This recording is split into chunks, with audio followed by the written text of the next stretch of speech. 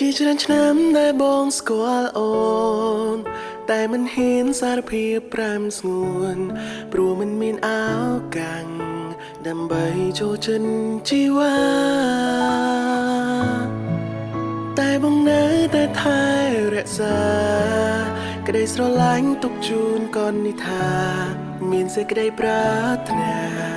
យកអូនជាគូជីវិតថ្ងៃនោះក៏មកដល់មានឱកាសព្រមជីវ៉ាផ្ញើសារតាមបងអូនថាបងលួចស្នេហាជាយូរភាពច្បាស់លាស់បានធ្វើឲ្យរូបជីវ៉ា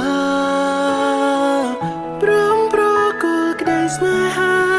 ឲ្យបងរក្សាមើលថែក្តីសុខអូនចង់អរគុណដែលព្រមទទួលយកបងមិនគិនពីរឿងកន្លងស្នេហ៍បងជាបងនឹងមើលថែអូនរហូតដល់ចូលរៀ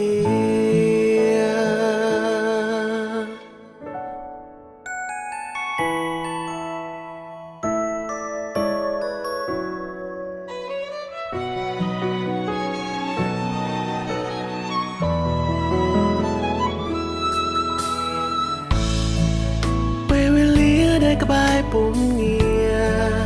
បងនឹងអូនពិតយល់ចិត្តគ្នាគោរពស្រឡាញ់គ្នានេះហើយជាមនុស្សបងត្រូវការថ្ងៃនោះក៏មកដល់មានឱកាសព្រមជីវ៉ា